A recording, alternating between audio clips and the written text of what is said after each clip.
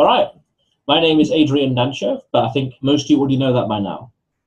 So you in life are your own worst enemy and your best competition. Your own worst enemy in what you allow yourself to do, think, believe, feel, and act upon.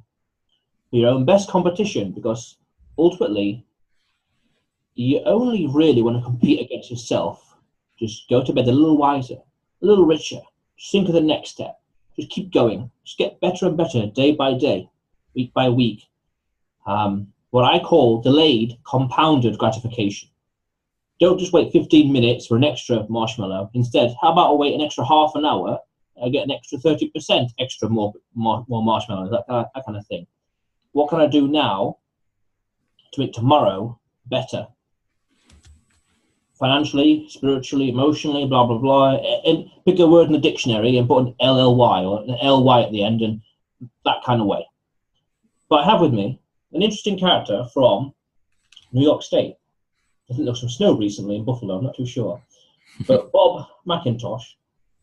So please, Bob, tell the world, what is it you do? Who are you? And most importantly, why do you do what you're currently doing? Awesome. Well, first and foremost, thanks for having me on. I really appreciate being able to be on. And if you're listening to this, it really shows that you are wanting to learn and grow and be the best version of yourself, which I think is what is most important. So, what I do, a couple of things.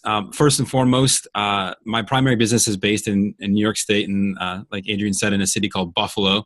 Very cold and snowy right now, this particular time of year. But we buy houses, fix them up, and then resell them for profit. More often than not, when we're doing that, we are buying houses from someone in some sort of financially distressed situation that just needs to get cash quickly for their house. So that's our primary business. But in addition to that, what I've done is I've traveled around the United States and Canada and spoken to over 7,000 entrepreneurs. I've got 2,500 hours on stage and really helped them grow both their internet marketing presence as well as their offline marketing presence for their businesses. And in addition to that, along that path, what I found was a number of entrepreneurs are really stuck in their own way. Like you said, they're their own worst enemy. They're their own competition a lot of times. And a lot of this spawned from the fact that I met a lady, and I won't name names, but she came to one of my classes, an internet marketing class, and said she couldn't put her website out there because her logo wasn't done. And I said, okay, well, why isn't your logo done? And she said, well, it's not perfect yet. And I said, well, how long have you been trying to get it perfect? And she says 7 months. And I was like, what? You haven't put yourself out to the world to do business yet for 7 months because of your logo. I was like, literally, nobody cares about your logo. Like, literally, it's irrelevant, right? And that was kind of like the awakening moment for me. And I started looking back at some of the things that I had done when I started business and realized that there was a lot of parallels to the issues that the people I was teaching were facing, and the things that I had overcome myself to get to the level of success that I've had. And so I went out and kind of said, okay, what are the things that they're facing? What are the things that I faced? And then I also talked to a lot of other business owners who are 6, 7, 8, and even 9-figure business owners. I figure, if you're rocking 9 figures in your business a year, you figured some things out along the way, and compiled all that knowledge into my book, which is called Get Out of Your Own Way, and really just helps people, like the title says, get out of your own way. Sort of mindset hacks to help you get yourself to the next level of success wherever you are right now. So I'm curious then. Tell me about the property bit, please. The flipping.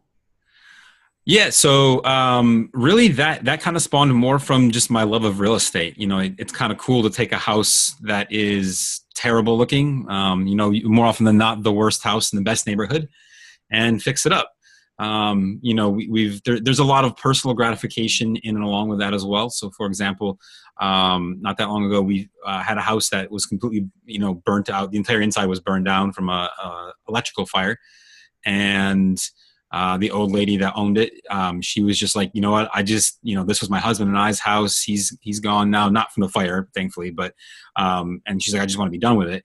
So we bought it from her, got her cash, and she was happy. And then we actually brought her back through afterwards, and she was, in the living room crying, saying if she had known how beautiful the house was going to be after we got done with it, she would have bought it back for herself. So, in addition to being able to help people of that nature, it's just a lot of the folks that we deal with in our business are folks that are just in a distressed situation, and we offer help. So we find the house, buy it for the right price, fix it up, and then we resell it. On average, our business will generate about a 20% return for whatever our investment is to buy the house. So pretty decent. Yeah, we call them motivated sellers.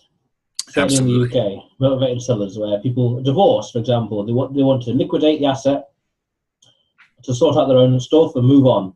And Absolutely. one of the things they can't always cut down the middle is the house, but they can certainly sell it, and then 50-50 on the proceeds. So Exactly. Yeah, so that's pretty cool. So please then tell me more about your book.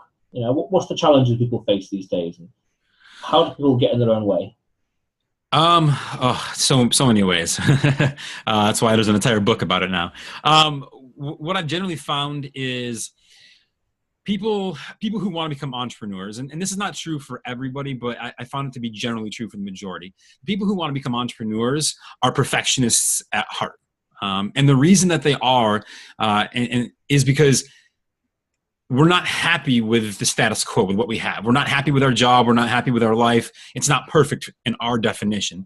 And so we want to go out and make something better. And generally speaking, the only way for us to control making it better is for us to own the business, which is why we become entrepreneurs more often than not.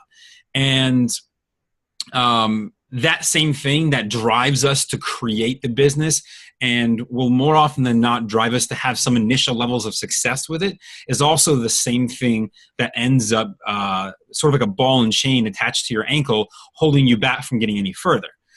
Because at the end of the day, what happens all too often for most entrepreneurs is we start out and it's us.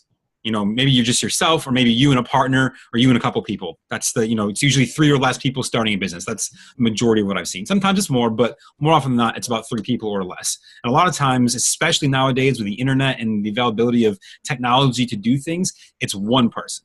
And we have to do everything. We have to wear the marketing hat. We have to wear the financing hat. We have to wear the sales hat. We have to wear the IT guy hat. And, we have to wear all of these different hats. And we're comfortable with that because we're the ones doing it. We're in charge. We're making sure everything is exactly the way that we want it to be. And that's great until a certain point.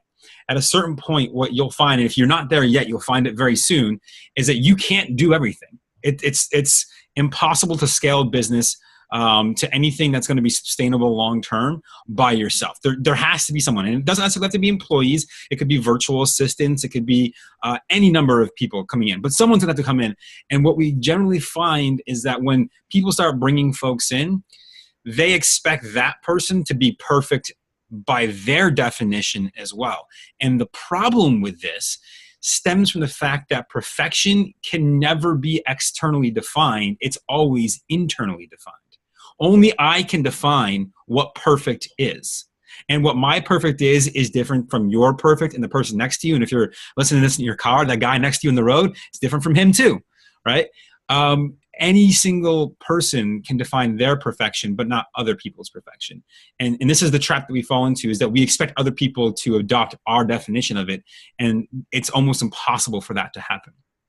And so one of a couple things starts to happen.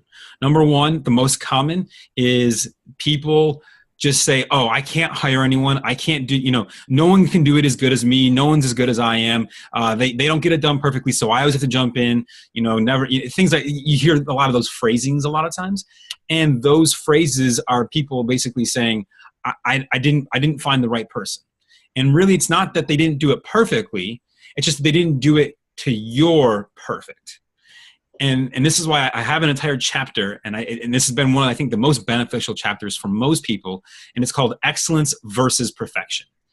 And so rather than, I would challenge anyone listening to this or watching this, I would challenge you to say, what is perfect versus what is excellent?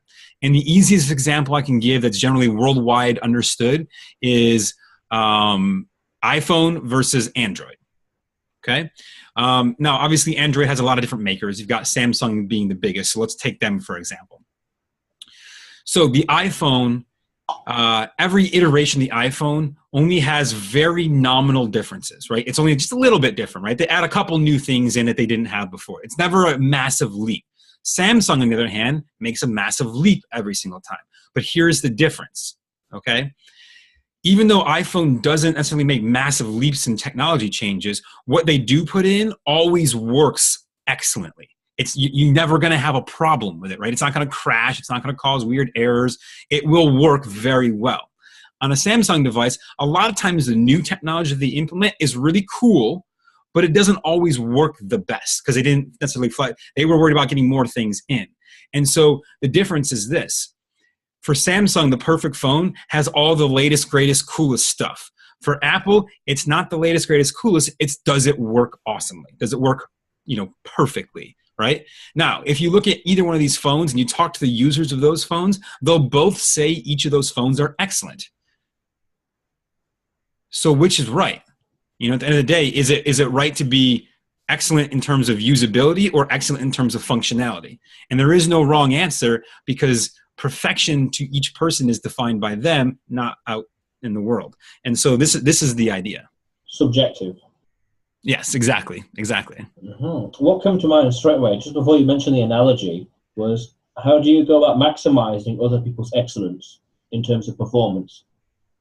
Yeah.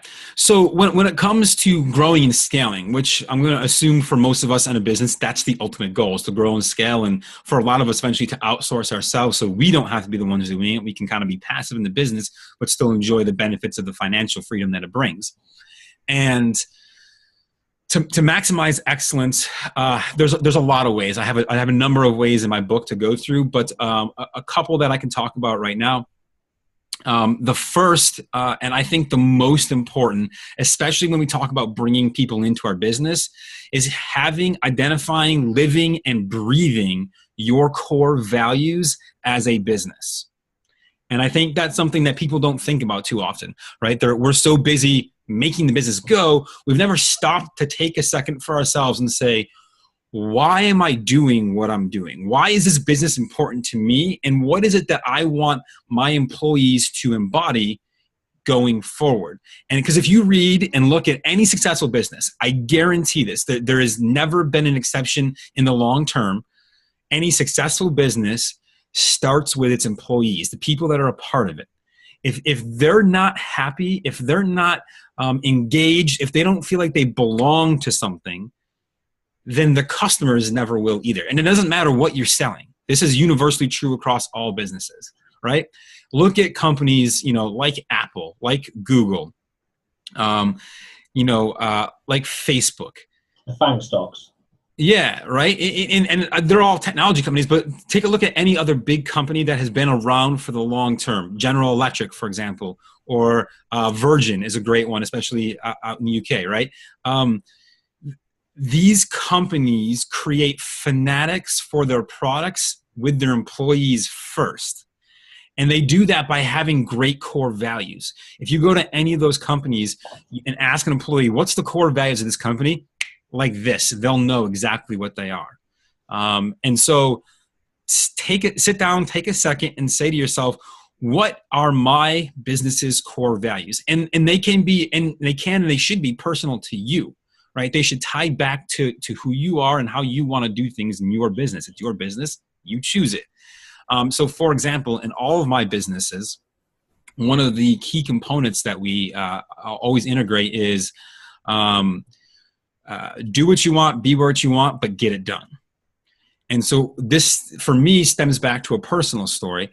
I was working in my dad's business way back in when I was, a kid, a teenager, and I had to go get my haircut. Now, the place I got my haircut was right across the street. So I walked over, but she, for whatever reason, had been running behind that day. So she didn't have time. She said, hey, can you come back in at 5 o'clock and we'll do it then, or 4 o'clock, or whatever time it was. And I was like, sure, no problem. So I went back to work, did my thing, disappeared for, the half an hour it took me to get my haircut, and came back again. And at the time, my uncle freaked out on me. My uncle was one of the owners of the business. He literally for 30 minutes was yelling at me about how it was inappropriate that I left and just reaming me out for doing this. And I was like, I I took a shorter lunch break. Like I was supposed to have an hour. I only took a half an hour because I came back knowing that I had to do this, and I'll stay late and finish whatever I was working on here. So who cares if I went and took, this time to go get something, take care of a personal need that needed to be done? What's the difference, right? And for me, that story has stuck with me for a long time. And so in our business, I operate by that principle of, listen, I don't care what hours you work in general, right? Obviously you need to coincide with the business and our customers and things like that. But if you need to take an hour to go do something or leave early or come in late or whatever to make your day work better for you, go for it. As long as what you need to be doing is getting done, I don't really care when and how you work. And especially with the younger age people, millennials coming up and generation Y, people like that, they want that freedom. So I know that I'm going to be able to attract people like that to my business because they'll desire something of that nature. And it's personal to me. It's important to me as well. Like right now, I'm at my house. It's important for me to be able to be where I want to be, do what I want to do, however, whenever I want to do it, as long as we're getting it done. And that's the most important thing. So core values, and this is just one example, right? You'll have different ones in what you do. Another one for me is always integrity. Our businesses always do the right thing. It doesn't matter what it costs, how it works, whatever it is, we will always do the right thing. For example, we had so the way that we buy houses is we borrow money from folks. And we pay them very, very handsomely. We give them, usually between 10 and 14% annualized interest on their money that they lend. And we had a project that just everything went wrong and we lost a bunch of money. And so technically she should have lost some money as well because she was an investor and she took on that risk. But I said to her when we were done with the project, I was like, listen, this was not your fault. It was ours. We mismanaged our contractors and a bunch of other things.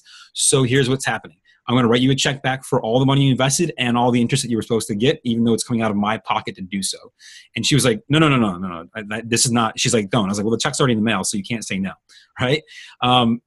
Always doing the right thing. It doesn't matter that I had to take a loss personally. I had to come out of my own personal account to make that difference up. It doesn't matter. Why? Because it was the right thing to do. And by doing the right thing, guys, as well, and this is something why it's a core value for my businesses, is that will always come back tenfold.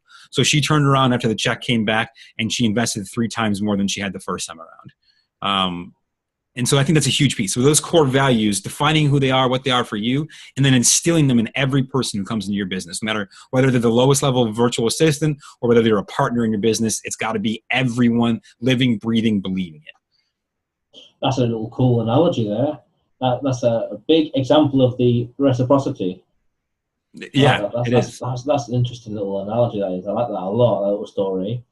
And you mentioned a lot of things there, some really cool, interesting stuff. You mentioned like the virtual assistant and the employees. And recently, back in November, I finished a management course. And one of the things, ages ago as well, something similar to it. And they talked about stakeholders in the business. Mm-hmm. And I used to think that the customer was the biggest stakeholder in the business and that they mattered more than the employee.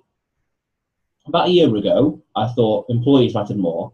When I heard about the stakeholder and all this other stuff, there's like, the customers, because if the customer doesn't buy anything, if they're not going to nibble, then everything else is in vain. Everything is dependent on the sale. From a hard maths, from a hard sale, from an economics point of view, everything's in vain, logistics and beyond. And then I was thinking about this recently as well, where what assures the employees, because I remember this like quote, this motivational stuff where Richard Branson, there's a picture of him, put your employees first, they're like flowers, and the rest of the business will flower and blossom as well. And it's like, well, there must be some credos in that. There must be something to it as well.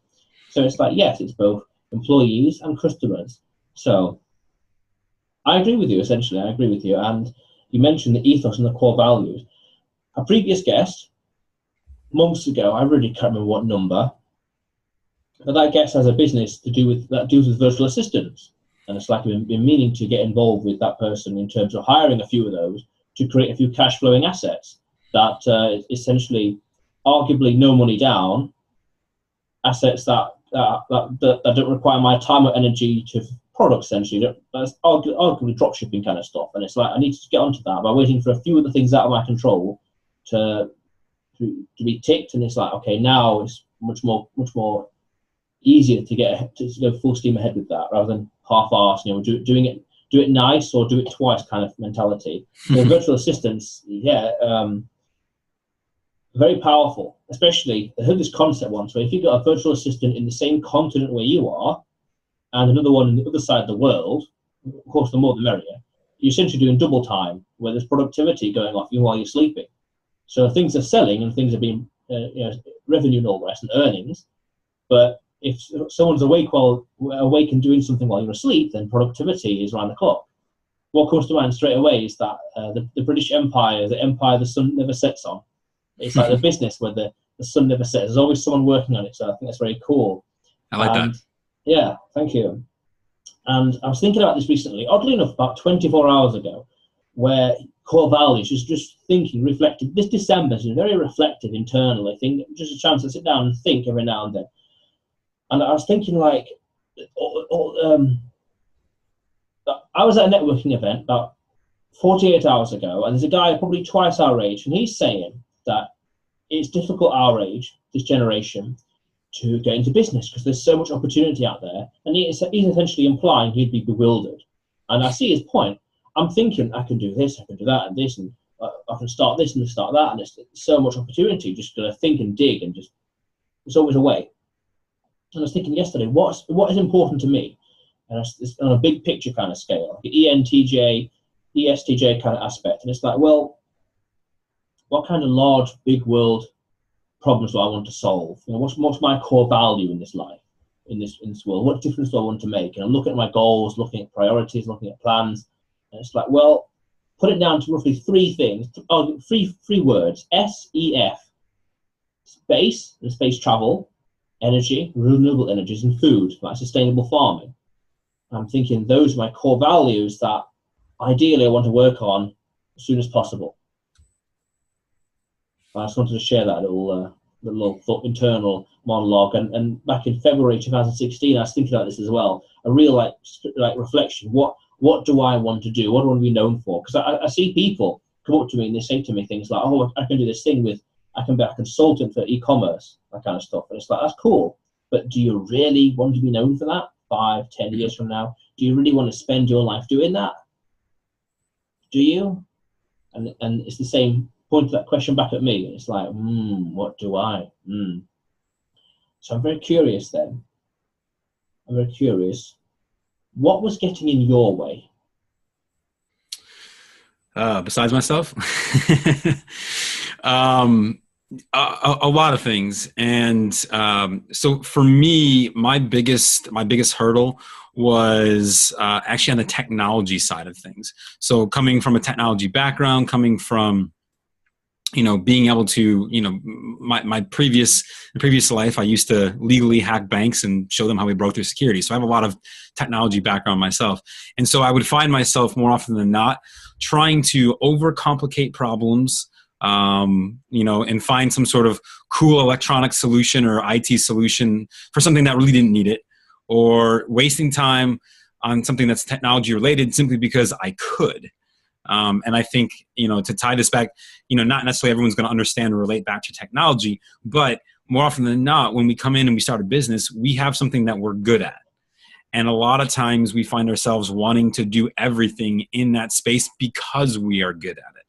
And what you need to understand is that may work in the short term, but in the long term, you've got to be able to focus yourself specifically on revenue generating activities.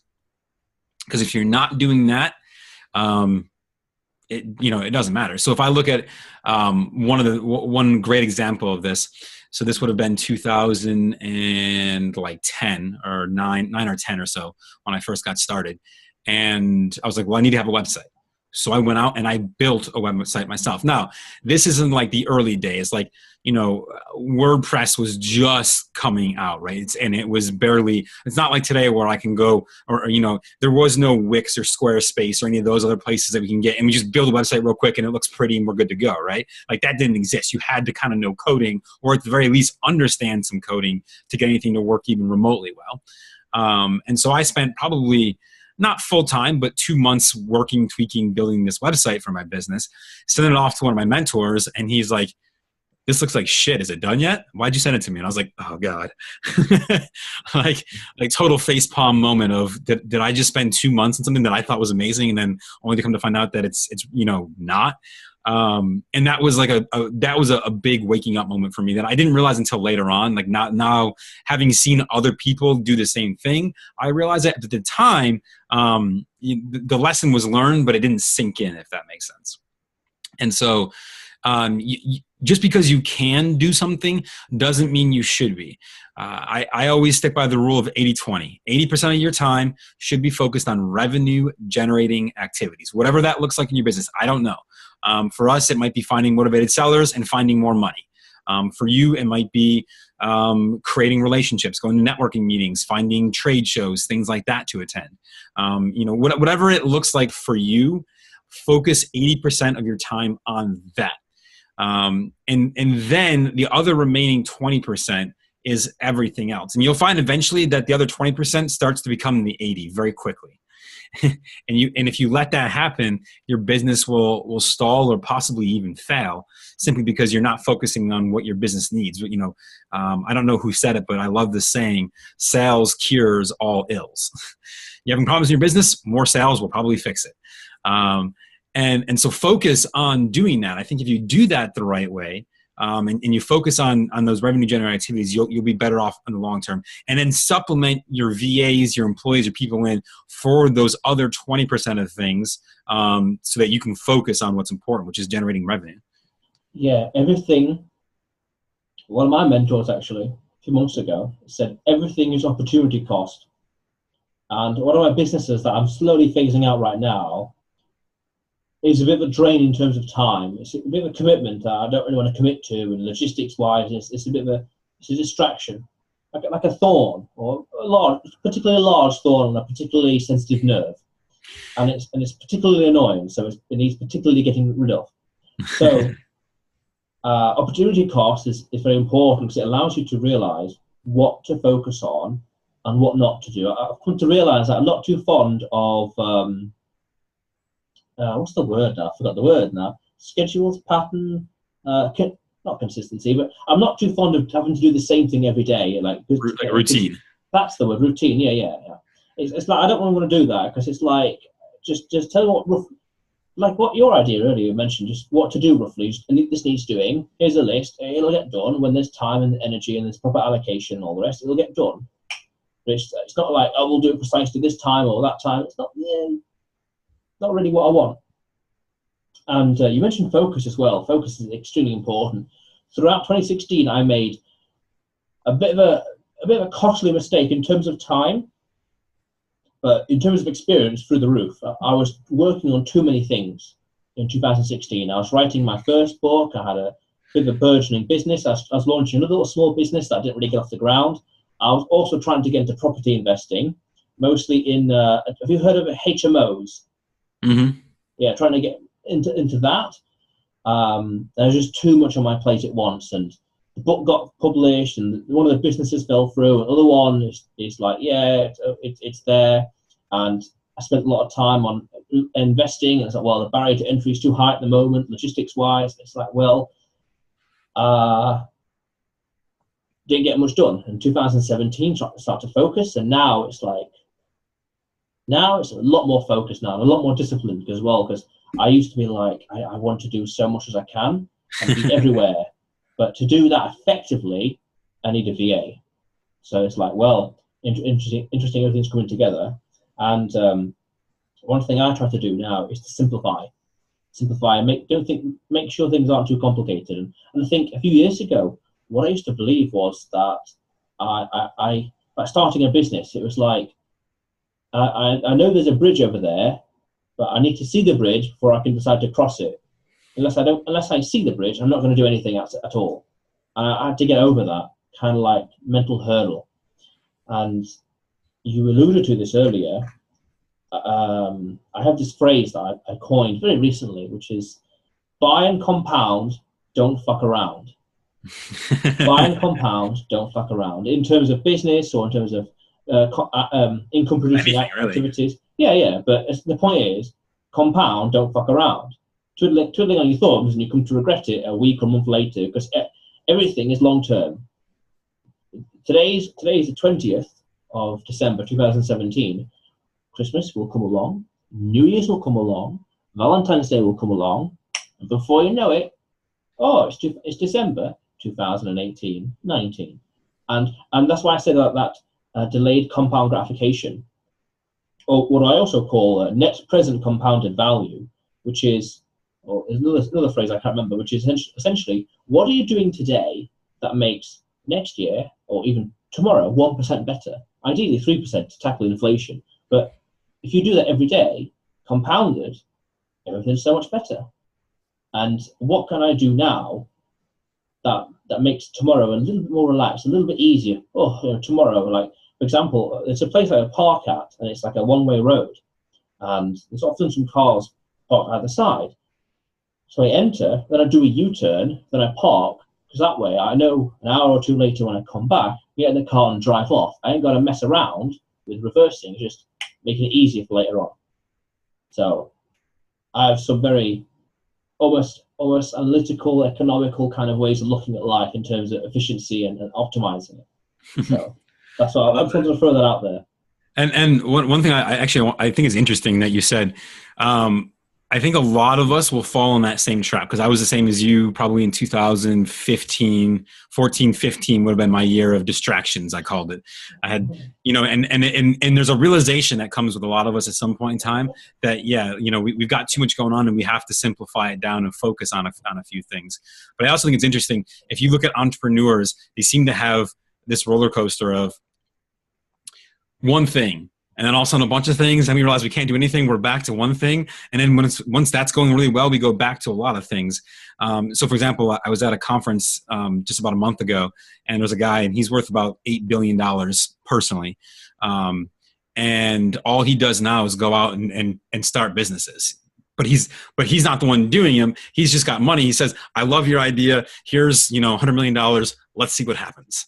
Right. And go. So I think it's funny, like that roller coaster of one thing, many things. Oh, wait, we got to figure it out. We figured that out. Then we go back again. And I think that's what a lot of people do. So it's interesting.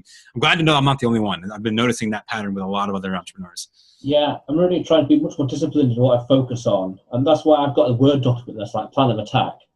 And I have my goals in an Excel sheet, but I've got a Word document, which is plan of attack, and it's like 5 or so things I'm focusing on, then a few of the things in the back burner, and a few of the things that I need to do now on a day-to-day basis to work towards completing the major goals. And whenever I add or tweak or update, I always update the date. And the idea is, can I go as long as possible without changing the plan again? The longer that is, I think the better, because it means I'm much more focused, but at the same time, there's a prerogative to keep learning and to add more stuff so as to fine-tune the strategy. But by doing so, which is ultimately a good thing, because the more knowledge, the better, I update the date. And the longer it can go without dating, I think the longest is like 3 or 7 days, the better, because it means I'm much more focused, and it's like nothing's like a spanner in the works to throw me off course, or it's like, there's a new idea, a new concept, or, that's interesting. Little strategy to apply here or to insert there or to plug in there. Yeah. I love that. And in 2014, what was holding me back, interestingly, is that when I first got into all this business and entrepreneurship, the first thing that was holding me back was, there was 2 things now. The first one was permission. And the other one was interesting, curse. I used to think that I was cursed and that I wasn't allowed to make money.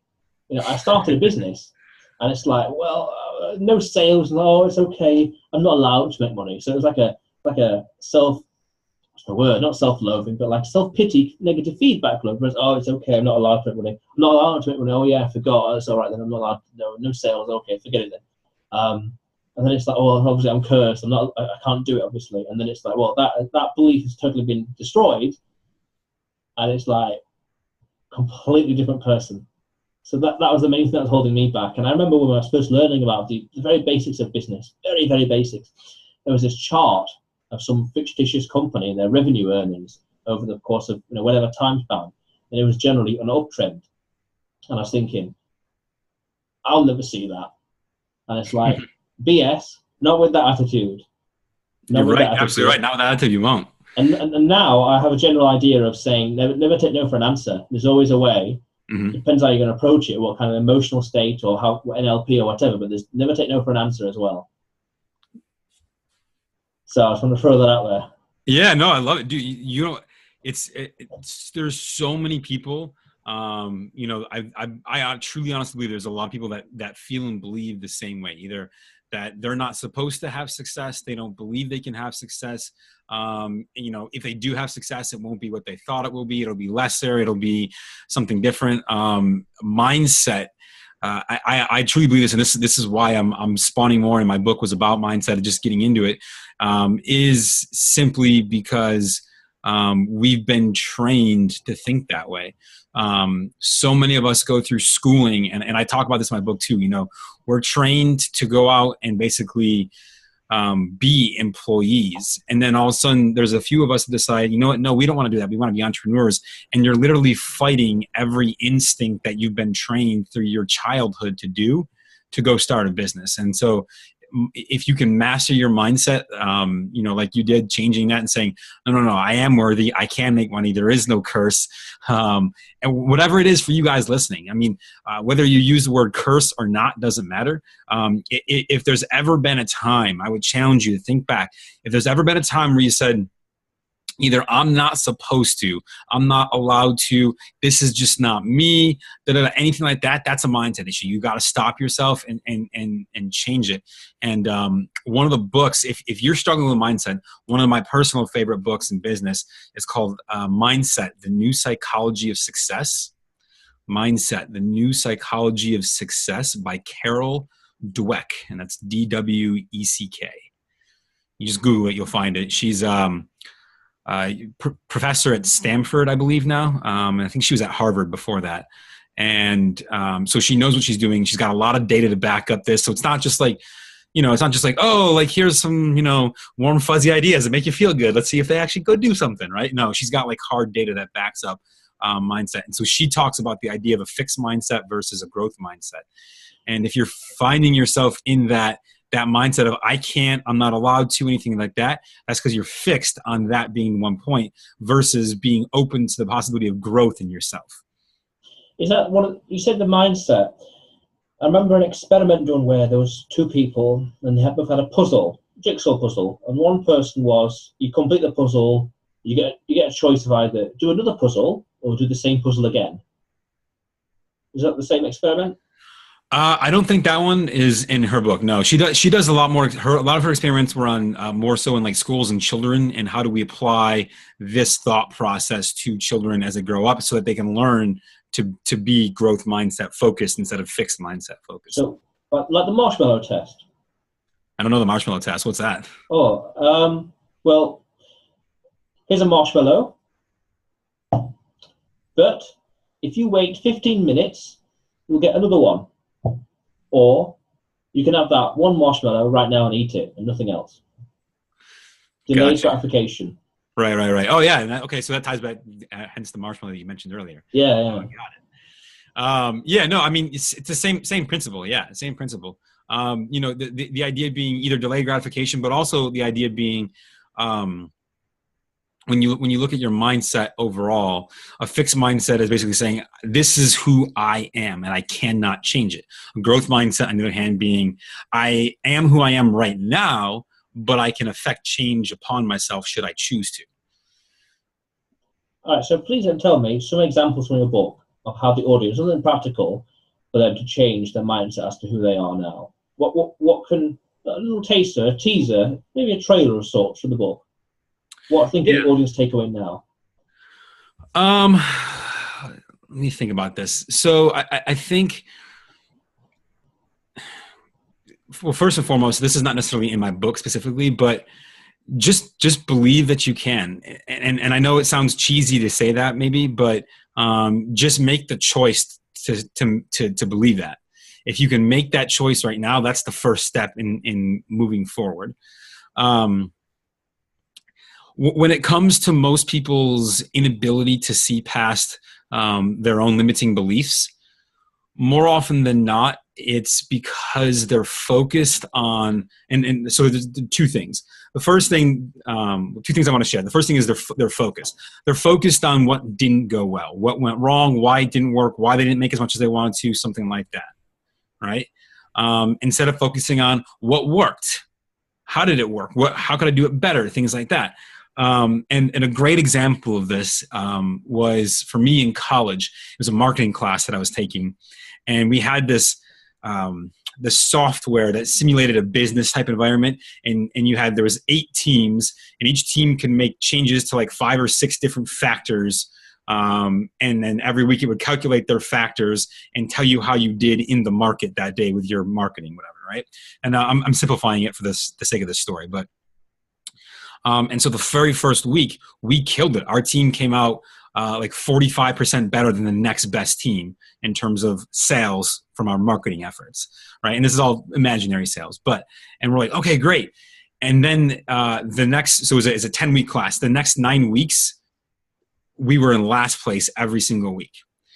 And the funny part is we kept looking. So we said, okay, we did this, let's try this. And it didn't work. We said, okay, well, why didn't that work? Why? And we spent more time talking about what didn't work than going back and saying to ourselves what did work. And this funny thing is the guy said that the way the professor, the way he programmed this particular one was that if you went kind of balls to the wall, all out in every factor, you would distance yourself past. And so that first week, we went all out on everything. Instead of focusing on one thing, we said, let's give equally to all of these factors of marketing. And we did really well. And then every other week subsequently, we didn't do that. And so the learning lesson being is rather than we kept focusing on why didn't it work? Why didn't it work? Why are we still in last place this week or whatever? Instead, if we had just gone back and said, well, what did we do that one time that worked really well? And what if I just replicate that thing? And so a lot of times when people have that negative mindset, it's because their focus is on the wrong things, right? And then the second part, and this is especially true, more so, much more so if you are what I call a solopreneur right now. You are the one and only person doing your business. If you have partners with you, it can still be the case, absolutely. It's just definitely the case when you're a single person. And that's a phrase that I got from one of my mentors called CAW, C-A-W, celebrate all wins. It doesn't matter how big, how small, celebrate those. Because when you're in an environment as an employee, what'll happen is you have a small win and you're usually part of a team and your team will celebrate that. And it might just be a high five. It might be like, here's a $5 gift card to Starbucks, or, hey, I'm going to take everyone out to lunch or bring lunch in. But there's that celebration with the win. And even if the celebration is tiny, it's a mindset thing. You're saying, wow, yeah, we did a good job. Awesome. But when we're entrepreneurs, we go, okay, great, I did a good job, but here's all the shit I fucked up. And you're like, oh, God damn it, right? And you self-sabotage your own wins. And so take a moment to celebrate every win. And I like literally, if you're listening to this podcast right now and you had a win in the last 6 months, no matter how big or small, I want you to pause the podcast for a second and just go, yes, and then keep listening, right? Like, just take a second and celebrate yourself, because we don't do that often enough. And you'll find that as you do that more and more and more, you give yourself a pat on the back, you realize all of a sudden that negative mindset begins to shift, and you'll see the results of that from doing. It's as simple as that. Yeah, I had oddly enough, 10 days ago, 12 odd days ago, I had a win, and I didn't really celebrate it. Because there's something else. Give me a virtual high five for that one. High five, good idea. Yeah, good idea. I like it. I like it. Thank you very much. And see, look at that. Look at you. If you're watching this, look at his smile right now. You could, dude. His smile is like, yeah, like that feels kind of good, right? Like it's cheesy as all get out, and I know that, but it feels good. Well, I'll tell you a secret, right? As a side note, when you say that cheesy bit, it's either you can be cheesy and rich, or awkward and poor. And let it dwell. Yeah. Yeah. I say from stage all the time, I'm like, hey, would you rather be cheesy and rich or cool and poor? Yeah. Same idea, right? I'm like, you know what? I'd rather be cheesy and rich all day long. Sure, exactly. So I had a success. I wasn't really celebrating it, but I knew I had to.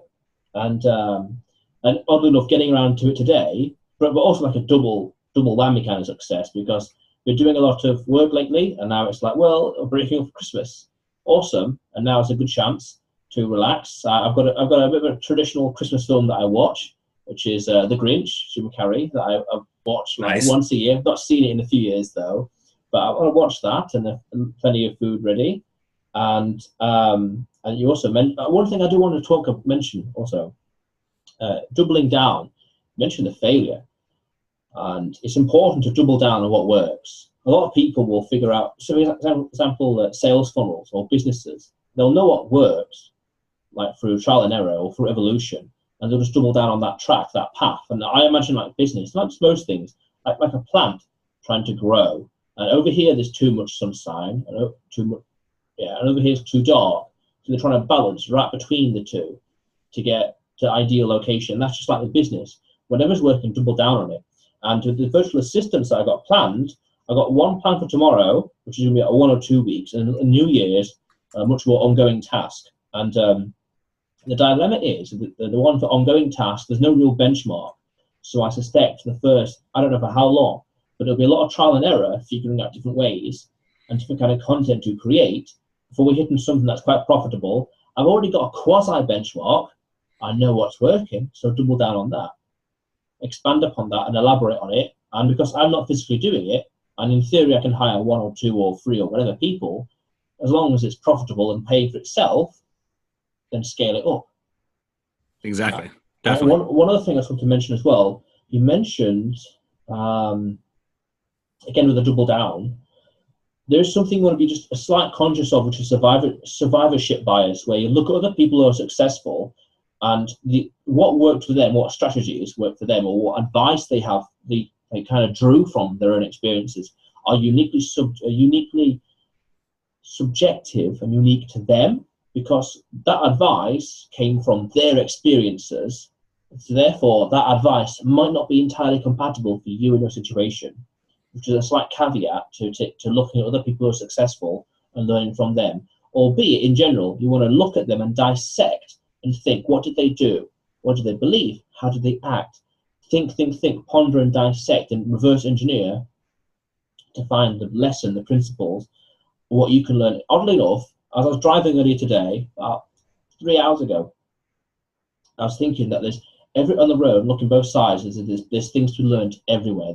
This person that walked past, how they're walking, there's something to be learned right there. I walked past a sign that's a house for sale.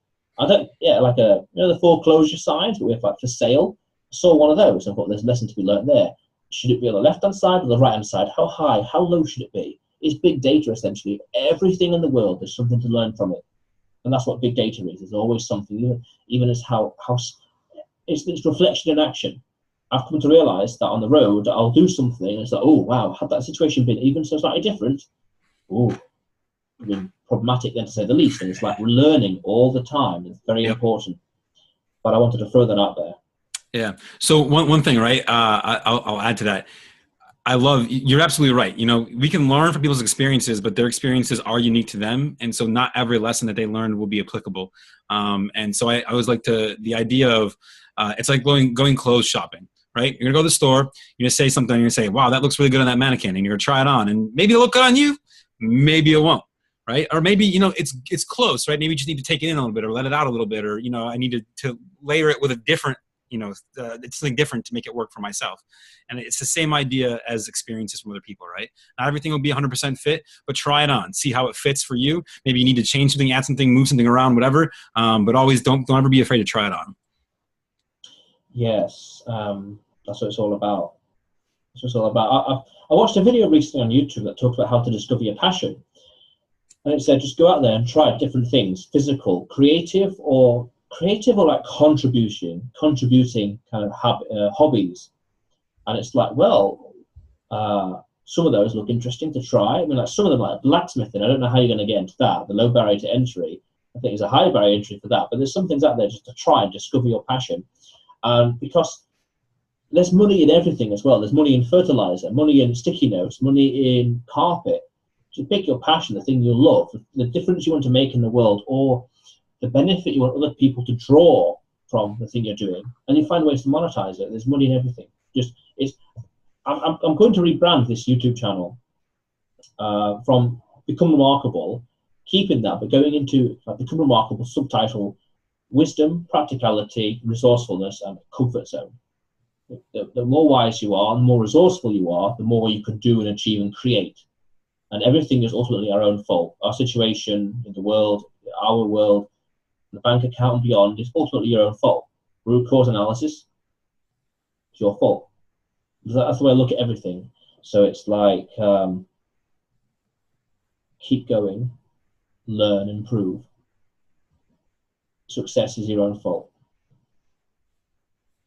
Very true. But Bob, before we slowly end the session, slowly end the podcast, what are you working on now, and what's next for you? So what are we working on now? Right now, I'm actually working on my second book. I can't share too many of the details yet, but it's going to be around mindset specifically.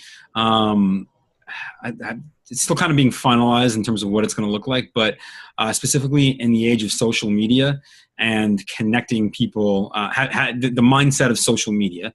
More likely it's going to be in that direction. Really just, I think, to help, we look at a lot of the different generations that are older, and then we look at the generations that are younger. And, I feel like people about my age, I'll say late 20s to maybe late 30s, are uniquely capable of bridging the gap between someone who doesn't get technology, social media, and all that, and the people who live and breathe it, and because it's been a part of their life since they were born. And if we don't bridge that gap together, it's just going to create a lot of problems, because neither generation can afford to ignore the other, or just be like, hey, you don't matter. There has to be a bridge between the two. So sort of that mindset for that. And, kind of twofold. One fold being mindset of, hey, how do I adapt to this new technology over here? And this other one being like, hey, you got to understand that your way is not the only way. There was generations before you that have done things very successfully. It doesn't always have, so how do we bridge that gap together? And that's going to be part of the focus. So that's a big part of what I'm working on right now. Yeah, I'm thinking of writing my third non-fiction book in 2018 on wisdom and life, part biography, autobiography, part wisdom as well, like all the stuff that I've learned, because I'll be turning 25 in 2018. And it's like, well, over the past 5 odd years, I've learned a lot. And it's like, that's easily like my Tools of Titans right there. So right. I'm looking forward to writing that. Which I see on your bookshelf, by the way. Good book. Oh, yeah. Wait, whereabouts? I see Tools of Titan on your bookshelf there. Oh, yeah. Oh, yeah. Okay, yeah, that's quite noticeable, yeah. Yeah, so my version of that. And so I'm looking forward to writing that. But yes. So what is the best way, as we wind up, what's the best way for the audience to get in touch with you? The easiest way to find anything I'm doing is either on social media, which is at the Bob Mcintosh, or on my website, which is thebobmcintosh.com. Cool. I'll include those in the show notes below. But Bob, it was great having you on the show. Thanks a lot for coming on. Thanks for having me on, and to all you guys out there listening, appreciate you taking the time, and hope you guys are having an awesome day. Have a lot of success. I wish to let me know if anything I did helps you in some way. That's the biggest compliment I can get from anyone, is just knowing that I helped someone in some way. Cool. That's exactly what's going to happen. But ladies and gentlemen at home, if you haven't already, subscribe and follow. Click on the bell notification. Do something, because there's so much more content on the way, so much more cool stuff on the way, and subscribe and don't miss out. How cool is that? Bye-bye. Take it easy.